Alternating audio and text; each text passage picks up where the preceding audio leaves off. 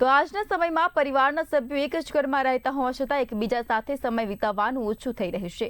Mobile અને social મીડિયાના વધતા ઉપયોગ વચ્ચે પારિવારિક સંબંધોમાં પણ અંતર જોવા મળે છે।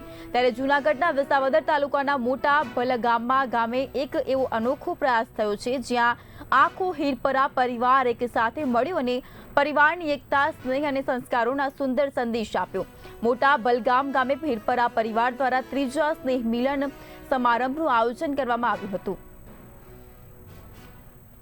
આજે પહેલવેલો આવ્યો છું અને ઘણા બધા સ્નેહી મિત્રો, ભાઈઓ અને બહેનો અહીંયા હાજર હતા। એની વચ્ચે મને લોક સાહિત્ય પીરસવા માટે ખાસ વડોદરાથી હિતેશભાઈ, બાપભાઈ અને વિનુભાઈ હીરપરાએ મને આમંત્રિત કર્યો। મને કે તમારે ખાસ દાદા આવવાનું છે અને લોક સાહિત્યની વાતો તમારે કરવાની છે। આજે મેં અહીંયા જે ભાઈઓ બહેનો ભેગા થયા હતા એની આગળ મેં આપણું ભૂલાતું સાહિત્ય, લોક સાહિત્ય જે પરંપરાથી સચવાવું જોઈએ એ નથી સચવાતું, એને સાચવવાનો હું સામાન્ય પ્રયત્ન કરું છું। હું એટલો બધો મોટો કલાકાર નથી, પણ રેડિયો ઉપર મેં જ્યારથી લોકગીતો ગાવાનું શરૂ કર્યા ત્યારે મારા લોહીની અંદર એક એવો પ્રવાહ મળ્યો ભવવા કે લોકગીતો એ મારો ખોરાક બન્યો। હું લોકગીતો વગર ઘરે પણ એકલો હોઉં છું ત્યારે લોકગીતો ગાતો હોઉં છું, મારે કોઈ વાહનો ઉપર જતો હોય ત્યારે ગીતો ગાતો હોઉં છું। ગીતો ગાવા એ મારો શોખ બની ગયો છે અને એ શોખને કારણે પણ મારા શરીરમાં ઉર્જા અદ્ભુત સંચય થાય છે, જળવાય છે।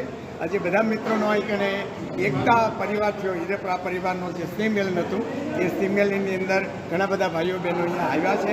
એ બધાને મેં સંભળાવ્યા મારા ગીતો, એ લોકોને કેવા લાગ્યા છે એ તો ભગવાન જાણે, એ જાણે। પણ અહીંયા મને મોકો મળ્યો છે, અહીંયા આવવાનો મોકો મળ્યો છે, એ બદલ અહીંના આગેવાનો અને જે આયોજકો છે એનો હું દિલથી ખૂબ ખૂબ આભાર।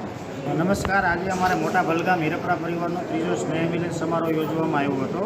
દર વર્ષે અમે આ રીતે સ્નેહ મિલન સમારોહ યોજીએ છીએ અને પરિવારના દરેક ભાઈઓ બહેનો એક સાથે બેસી અને ભોજન લઈએ છીએ અને સારા સારા વિચારો આપીએ છીએ। તો આ વર્ષે અમે નાનજી દાદા હીરપરા ચલાળાથી ખાસ અહીંયા અમારી વચ્ચે ઉપસ્થિત રહ્યા હતા અને એણે જૂના લોકગીતો, જે આપણે ભૂલાઈ ગયેલી જે જૂની સંસ્કૃતિ છે એ લોકગીતો ગાય અને અમારા પરિવારને બધાને ખૂબ મનોરંજન કરાવેલું। આગામી વર્ષમાં પણ દર વર્ષે આ રીતે અમે આગામી વર્ષમાં બી સ્નેહ મિલન યોજશું। સાથે સાથે પરિવારના જે તેજસ્વી બાળકો છે એને ઇનામ આપી અને પ્રોત્સાહિત કરશું અને દર વર્ષે કોઈ નવા વક્તા સારા લાવી અને પરિવારને સારી દિશા અને સારી વસ્તુ મળે એવા અમે પ્રયત્ન કરીશું।